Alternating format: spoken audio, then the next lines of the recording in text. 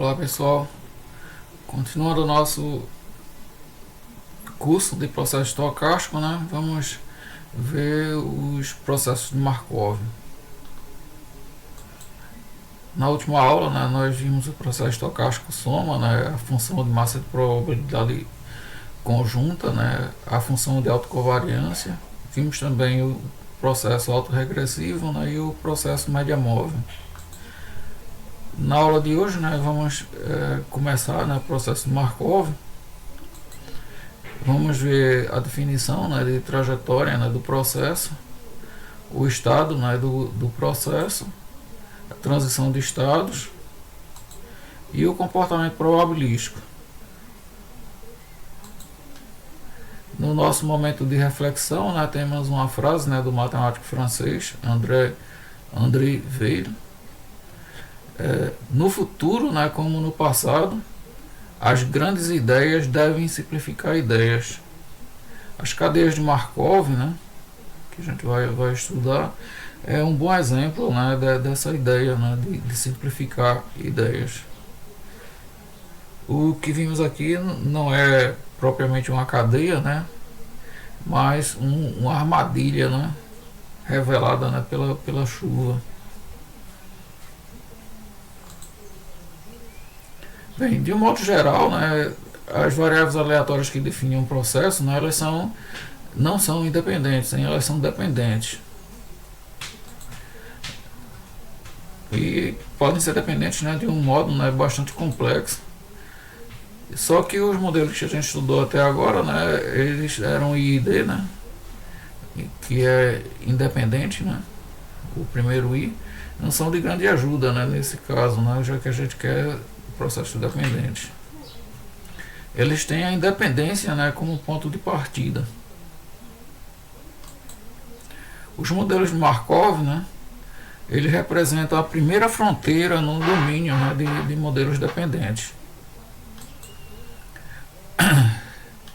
Bem, os modelos dependentes não são poderosos, né, na captura de vários sistemas, né, dependentes na prática, né, tais como tráfego, né, em telefonia, em redes,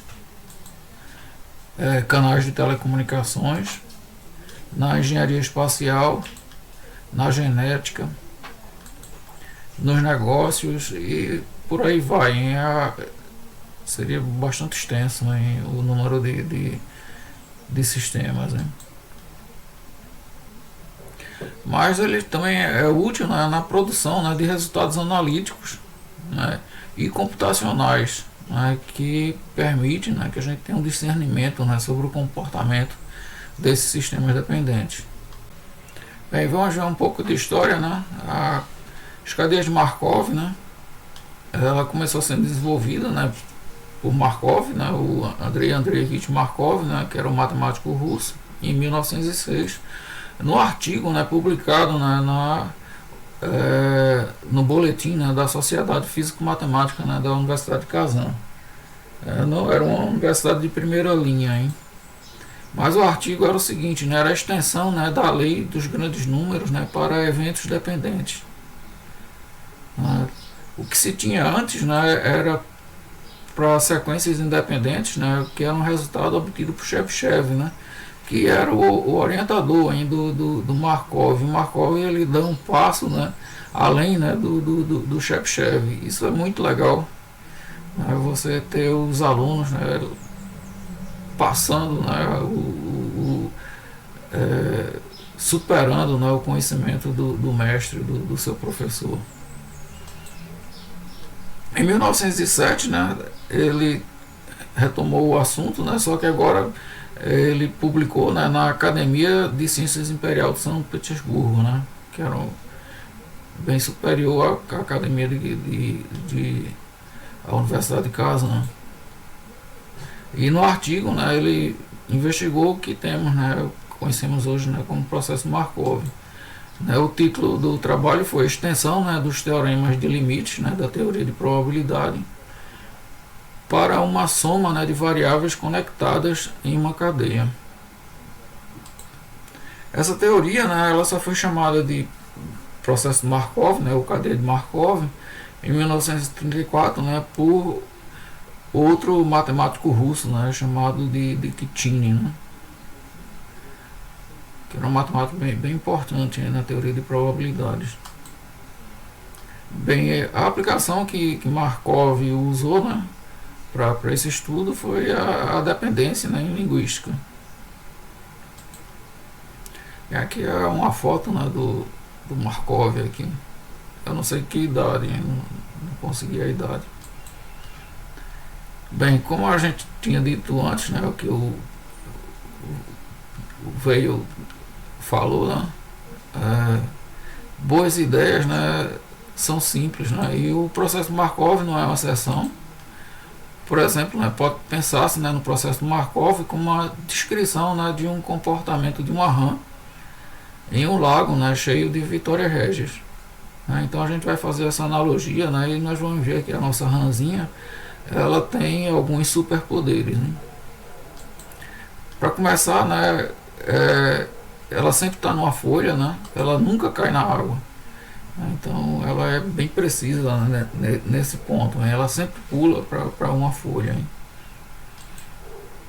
Ocasionalmente, né, a rã salta na mesma folha em que está, ou então vai para outra folha.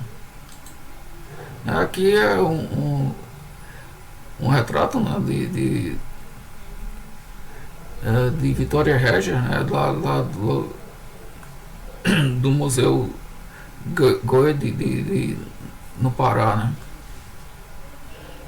Bem, a gente pode imaginar, né, a nossa rãzinha aqui, né, e ela quer pular para essa folha, né, então ela vai dar um salto para cá, né, para essa folha e depois muda, né, para essa folha e vai mudando, né, e esses saltos, né, são aleatórios. A gente numera, né, essas folhas por número, né, por exemplo, essa aqui poderia ser a 1, 2, 3, 4, 5, 6, 7, 8, né, até N, né, e a rãzinha, né, ela está sempre pulando, né, nessas folhas. Né. Bem, no momento, né, nós estamos interessados na localização da rã, né, após alguns saltos, e não no tempo, né, do seu salto. A gente pode pensar no salto como sendo instantâneo. Hein. Considere inicialmente, né, que a gente tem um número finito, né, de Vitórias Régias, numeradas de 1 a N maiúsculo. Né. Se usarmos um N minúsculo, né, para indicar o número, né, de saltos feitos pela rã, né, a gente tem que xn, né, a gente vai denominar xn para indicar o número da folha, né, ocupada, né, no enésimo salto. Certo? Então, se a gente pegar a sequência, né, x0 seria a folha inicial, x1 no próximo salto da rã, né, no primeiro salto, ela foi para uma determinada folha, né? No segundo salto foi para outra, no enésimo salto foi para outra, no enésimo mais um salto, né? Ela está numa outra folha, ou na mesma. Hein? Então isso aqui, né, especifica o caminho, né, percorrido pela rã até o enésimo mais um, o n mais um enésimo salto. Né? E a gente chama, né, essa sequência, né, das folhas, né, ocupadas pela rã, né, através dos seus saltos, de trajetória, né, do processo. Então essa é a primeira como é definição, né, a trajetória do processo. Temos aqui, né, que xn, né, é o número, né, da folha, né, que a rã ocupa, né, no enésimo salto. Né. Então, xn, né, pode ser 1, 2, até n maiúsculo, né, que é a quantidade de Vitória Régia, né, que a rã pode saltar. Né. E xn, né, ele representa, na realidade, o estado, né, do processo, né, no enésimo salto, ou na enésima transição, ou ainda, né, no tempo n. E o salto da rã, né, de uma folha para outra, né, ou para a mesma folha, é o que a gente chama, né, de transição de estados. Então temos três definições aqui, né, que é a trajetória do processo, o estado do processo e a transição de estados, né.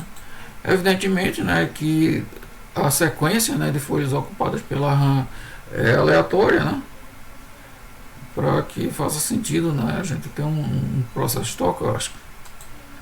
E o comportamento, né, probabilístico da RAM, né, é dado por essa condicional, né. Aqui, né, representa a trajetória da RAM, né, e aqui é o próximo estado, né, ou a próxima folha, né, que ela vai ocupar, né. Então, a probabilidade, né, dela ocupar, né, no tempo n mais 1, né, essa folha, dado, né, que ela percorreu, né, esse caminho, né, especifica, né, o comportamento probabilístico, né, da RAM. Né. Veja que se esse caminho for muito grande, né, e se o número de folhas for muito grande, né, isso já dá, né, uma quantidade, né, de trajetórias, né, muito grande. Né. Por exemplo, né, se a gente pensasse que só tem duas folhas, né, ela pode, como no primeiro duas folhas, né, no segundo duas folhas, isso já dá 4 possibilidades, né, isso dá em n, né, se n for muito grande, isso dá 2 elevado a n, né, possibilidades. Né, isso para n igual a 2, né, n grandão igual a 2. Né, então, isso pode se tornar, né, uma tarefa muito árdua. Né. Então, como já dissemos, né, esta é a probabilidade, né, de que cada estado, né, seja ocupado, né, após n mais 1 saltos, né, dada a sua trajetória completa, né, ou dada, né, a história, né, de ocupação, né, das folhas, né, pela RAM até o tempo n. E o comportamento, né, desse processo pode ser muito complexo, mesmo que a gente conheça, né, a probabilidade, né, para qualquer valor de n. A quantidade, né, de dados pode ser muito grande. Levantar, né, essas probabilidades, né, já seria, né, um grande problema, né, por si só. O que a gente vai ver, né, na próxima aula é que Markov, né, tenta contornar, né, essa situação, e a gente vai ver como. Hein? Bem, aqui são os créditos, né? A primeira foto é do acervo, né, do professor, a segunda do Markov é de domínio público, e das Vitórias Regias, né, foi tirada, né, no Museu Paranaense, né, em Emílio Goede, na cidade de Belém. Né. Então, pessoal, até a próxima aula.